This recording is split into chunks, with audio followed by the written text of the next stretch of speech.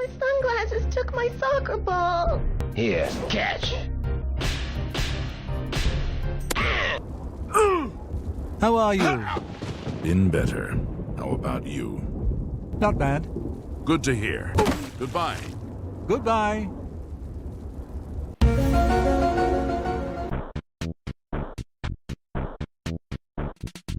Gaming and storytelling, two things that go so great together like peanut butter and jelly, Twitter and mental illness, or Yoshi and tax fraud. We've come a long way from the days of the original Super Mario Bros. For the NES, or Pong or E.T. for the Atari 2600. This one was actually so bad that they ended up having to bury like 100,000 copies or something in a landfill somewhere in New Mexico. I'm serious, look it up. As many of us are viscerally aware, video games are much more than just simple entertainment these days. While gameplay is arguably the most important piece of the puzzle when it comes to modern gaming, it's no secret that video games can also be a powerful vehicle for storytelling at a masterful level, capable of immersing players in rich narratives, compelling worlds, and whatever this is. I just move shit with my freaking mind! It's the biggest piece of dog shit. Storytelling and narrative have been a huge focus within the world of gaming since about as far back as anybody can remember, which is about the year 1981. During that year, a small indie studio released a little-known hidden gem called Donkey Kong. It's widely considered to be one of the very first video games that included a story, albeit a very simple one delivered in a very simple way. The game's director, Shigeru Miyamoto, the man who was also behind popular Nintendo IPs such as Zelda, Mario, Pikmin, and others, wanted to make sure that the entire story of Donkey Kong, as simple as it was, could be understood on the entire screen instantly by players. The player character, which was a primitive version of what would eventually become Mario, what the fuck is this piece of shit? Must track down his pet ape who has captured his girlfriend, which sounds suspiciously like the plot of an early 2000s Rob Schneider movie. I hope he brought plenty of bananas.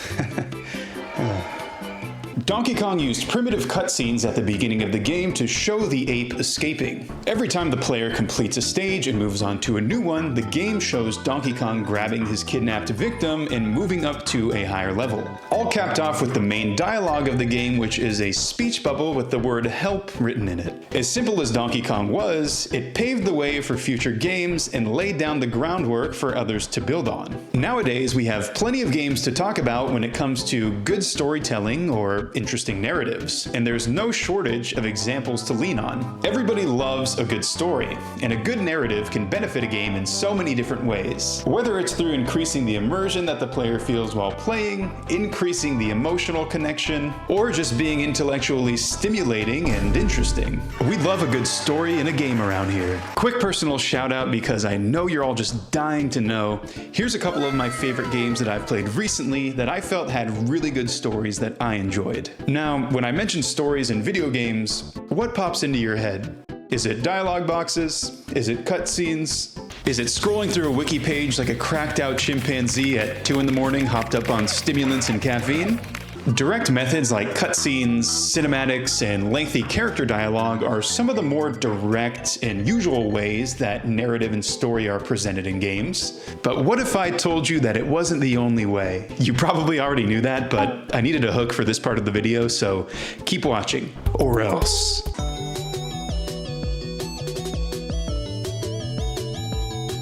If the video title and thumbnail didn't make it painfully obvious already, this is going to be a video that's focused on my favorite type of storytelling in games, which is, drumroll please, environmental storytelling.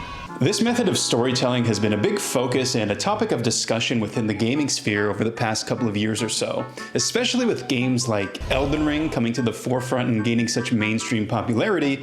It's been something that I've wanted to discuss. And it's not only because I personally think that it's one of the coolest ways of telling a story within a game, but also because I think it's one of the few storytelling methods that's actually best experienced through the medium of gaming. Seconded only by this amazing cutscene.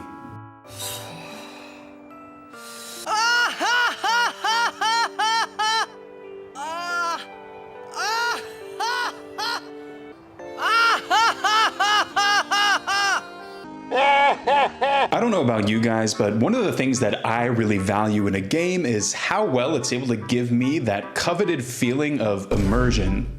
Getting into that immersiveness of a good game that really invites you to explore its mystery and lore is a feeling that's really unmatched by any other form of entertainment. Especially when you're experiencing something that you can tell has had a lot of love and care put into it. We can all likely recall that feeling of excitement and joy from those games that we've played in the past that have really been able to tap into that feeling. And as I'm saying this, you're probably sitting there as they pop into your head right now. For me personally, the games that really are able to tap into that awesome feeling of immersion are more often than not the games that lean into environmental storytelling as a narrative tool. Or they're the painfully difficult titles that really had me feeling immersed in a flaming pit of rage. So before we dive into exactly how environmental storytelling in games works, I wanted to take some time to talk a little bit about the more traditional methods of storytelling that you may be familiar with.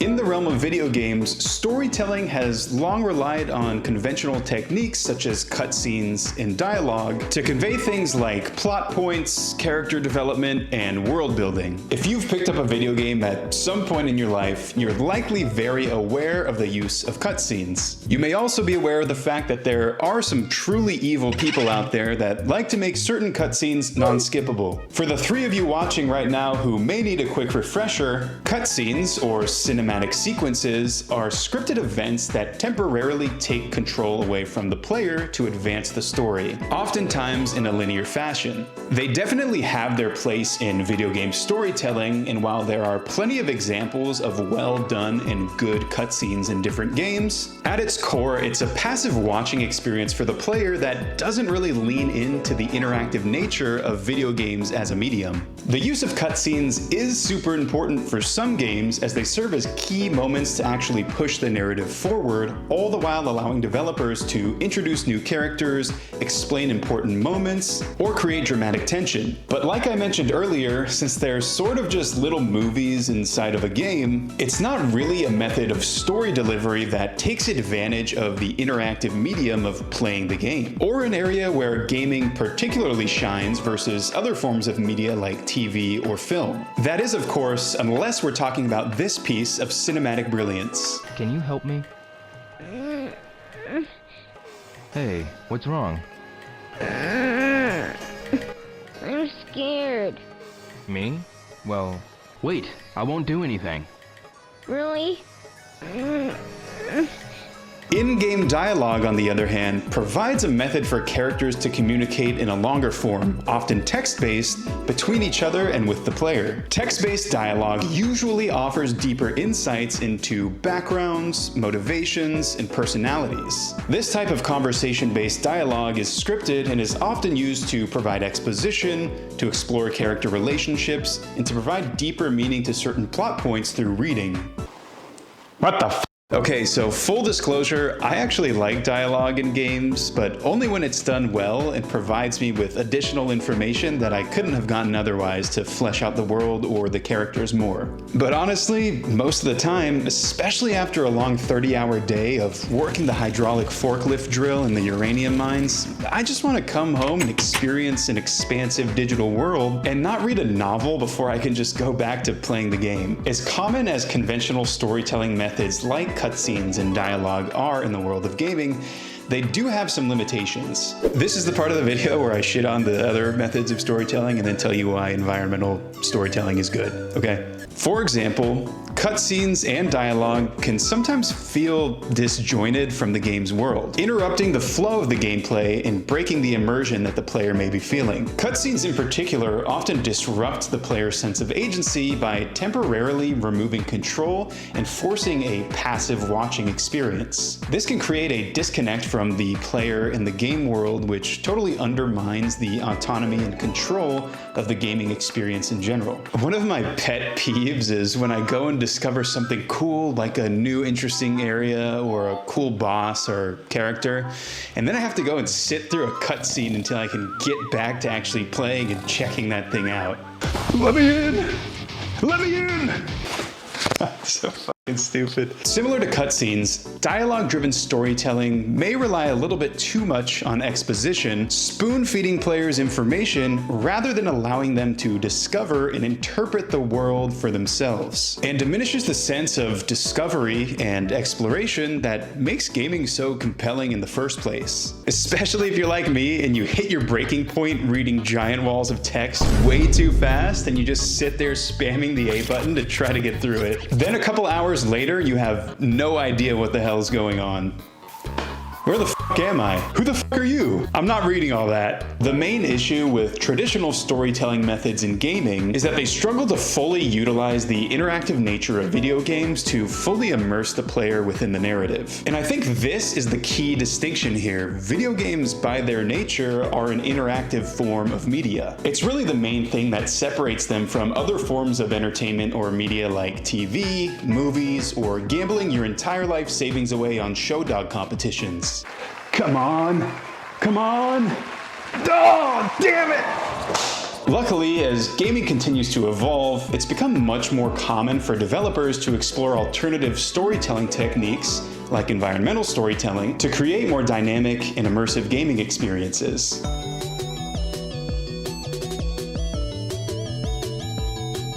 What exactly is environmental storytelling, you may be asking yourself? Well, Billy, go ahead and have a quick seat while I drop some knowledge on your inquisitive ass. Unlike the more conventional or direct methods of delivering story information that I mentioned earlier, environmental storytelling in a nutshell invites players to explore and uncover parts of the story and lore organically through the actual gameplay. The key component to environmental storytelling is making the game world itself a central character in the story.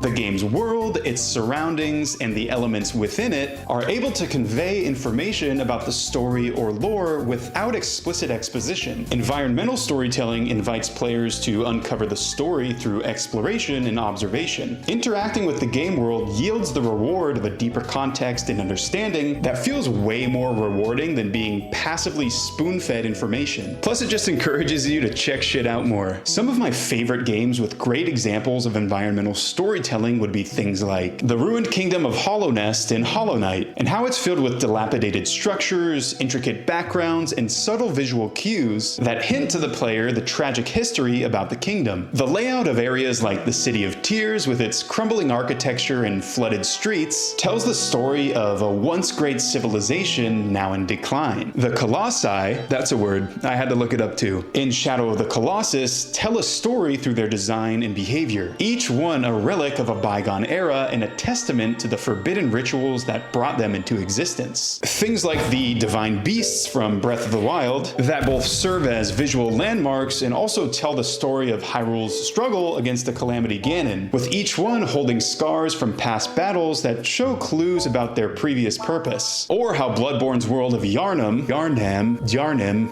is filled with twisted inhabitants, from the deranged townsfolk to the grotesque beasts that roam the streets. It tells a story of madness, corruption, and the search for forbidden knowledge. This is likely going to be an obvious one for a lot of you who are watching, but when it comes to examples of games that do environmental storytelling well, Dark Souls is always one of my favorite examples to use. After you take your first steps into the world of Dark Souls and start to get your footing, one of the first things that you'll notice is that the environments are all carefully crafted to tell a narrative without giving an explicit explanation. Once you set foot out on your journey in the Undead Asylum and then travel through the Undead Burg and beyond, you'll notice things like abandoned structures, ruined castles and cathedrals, and decaying fortresses. You'll see architecture, scenery, and ambient details all coming together to tell a story of struggle and the ravages of time. These pieces of environment all hint at the world's past, the fate of its inhabitants, and the events that led to its current state. And it's able to achieve this all without using a single cinematic or lengthy character dialogue. And honestly, it just makes it feel so much cooler? Yeah, it's fucking cool as shit. The connected level design, which is probably one of the more common things that Dark Souls is praised for, well, that and this sound clip not only makes the game more interesting from a gameplay perspective, but it also evokes a sense of history, giving hints about the world's ancient past, while also giving us some insight about the nature of its cyclical events. The distinct environments of each area in the game also paint a vivid picture of the events that connect to the greater narrative. Places like Anor Londo evoke a sense of awe and wonder, contrasting with the grim reality of the world's decay and corruption. The absolute scale and the beauty of the city is contrasted with the creeping reality that there's nobody left here besides guards and illusions, further explaining the story behind the Fallen Kingdom and the motives of key lore characters. The desolate landscapes of places like Ash Lake or the Kiln of the First Flame evoke a sense of melancholy and resignation, reflecting the world's impending doom and the fading hope of salvation. And don't get me started on the item descriptions. The items are all found through exploring the game world on your own or defeating tough challenges and enemies. And I definitely read all of the item descriptions myself, and I didn't look up any lore videos on YouTube, so don't even ask. Don't go to the comment section and type in, "He didn't read any of the item descriptions in Dark Souls. He just looked up 3 or 5 10 to 15 minute videos about it on YouTube, and then he said he did the reading. Also, I'm not so sure that this is a normal sized guy. Sometimes it looks more like 2 small sized guys stacked on top of each other in normal sized guy clothes. Why don't we ever see from the knees down?" Don't comment that. So the items that you find in Dark Souls will have descriptions on them that give key information around the world's lore, what's happened to certain characters, certain plot points in the story, and just general filling in the gaps around the mythology or what happened. And by carefully reading these item descriptions, you can start piecing together fragments of lore, uncovering secrets, figuring out mysteries, getting some backstory, and just start connecting the dots about what's happening. Or you'll just get confused. What the fuck does that mean? I know I mentioned Hollow Knight earlier, and I want to bring it up again because I think it's a good example of environmental storytelling. Hollow Knight is able to masterfully communicate its lore and themes through things like character interactions, environmental details, and atmospheric cues. The decrepit state of Hallownest combined with the haunting melodies of its soundtrack create a sense of melancholy and mystery that lingers throughout your entire time playing and lasts long after the credits roll. One thing that I loved about Hollow Knight were the visual cues for things like background elements, environmental changes, and hidden passages that challenged me to think about what exactly happened here. The crumbled structures and decaying corpses that were found throughout the world hinted at the tragic past of Hallownest and the tragedies that befell its inhabitants. I also wanted to call out really quickly that this game had an absolute banger of a soundtrack that only helped to amplify those feelings of mystery and curiosity. All of those things are able to come together to create the perfect mood and evoke emotions that complement the gameplay, delivering to the player not only a super immersive experience, but a masterclass example in environmental storytelling. And those are just a few examples of games that do environmental storytelling particularly well, in my opinion. But outside of those examples, what are the core components that it takes to pull off environmental storytelling well? Well, from the examples that I've seen and from the games that I like, here are the things that I've noticed.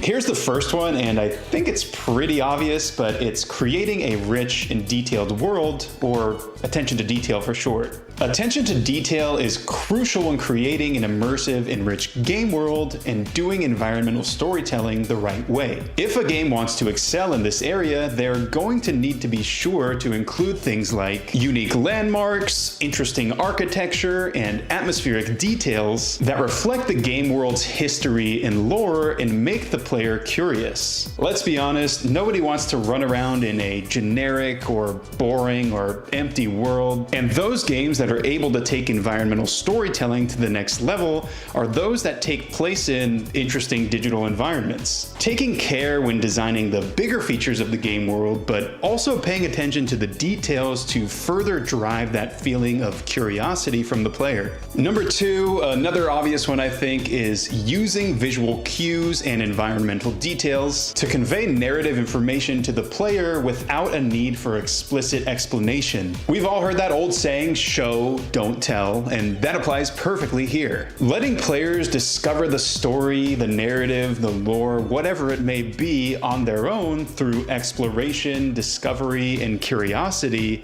is the key. So things like landmarks or other huge points of interest are really cool and have their place in environmental storytelling, but the detailed things like audio logs, for example, or item descriptions calling back to something like Dark Souls, or sudden environmental changes can be used to communicate the story details and world build. Oh, cool! I found a hidden audio log. Let's check it out and see what it says. I'm over here stroking my The third thing is create narrative focal points to draw the player's attention to. So this one's really simple. It's just key points of interest in the world that the player naturally is drawn to that are somehow important to the overall narrative. So think of something like the Erd tree from Elden Ring. Having these sorts of things in your game will naturally bring the player's attention to them and give them the idea that this is something important to the narrative. The next thing is going to be encouraging and rewarding both curiosity and exploration. So encouraging players to go off of the main path. Again, I think this one is pretty self-explanatory, but those games that actually encourage you and reward you for doing this obviously are going to incentivize you to do that more. And through doing that, you give the player the opportunity to explore outside of the main parts of the game and really interact with the entire game world. All right, I know we're going a little bit rapid fire here, but stick with me. Next one is going to be integrating storytelling with the gameplay, making a connection between those active things that you're actually doing in the game. Again, calling back to that point about being an active participant versus a passive viewer, and using those gameplay moments to give the player more information. And the last thing that I've got is give players choice. Give us the choice to do what we want and go where we want. Not only does this give the player the feeling of true agency and making them feel like they are in full control of what they do and what happens within the game world, but it also gives them the opportunity to miss things, which I think is actually really important when it comes to environmental storytelling. The fact that certain developers are willing to let players miss things really puts the onus on the player to go out there and discover. When I've completed a game and found out that I had missed something or something went unnoticed, I oftentimes would go back and run it back one more time just to see. And that's all I've got for now, so let's go ahead and move on.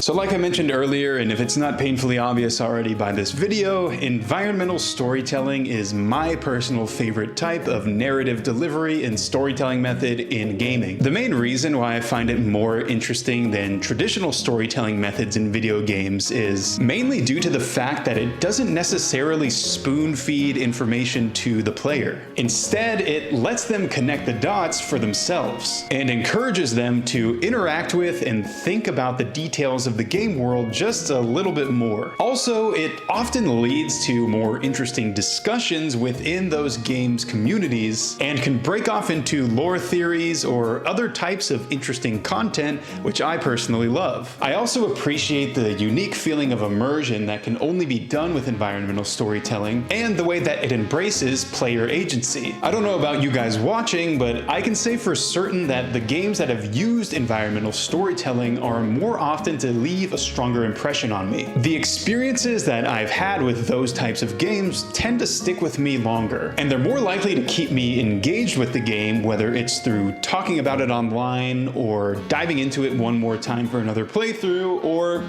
making YouTube videos about it. At the end of the day, it's just one method that can be used to tell a story in video games. And really, there's nothing wrong with sticking to the traditional methods, but there's something special about environmental storytelling that really brings a good game to the next level from a narrative perspective. Environmental storytelling really lets gaming as a medium shine and respects the fact that these are meant to be truly interactive experiences. And that leaves me with a question for you guys. What are some games that you've played that you feel like really leaned into environmental storytelling and did it well? Leave a comment down below and let's have a discussion about it. And after you do that, don't forget to drop me a quick sub on your way out. And as always, thank you guys so much for watching. I'll see you in the next one.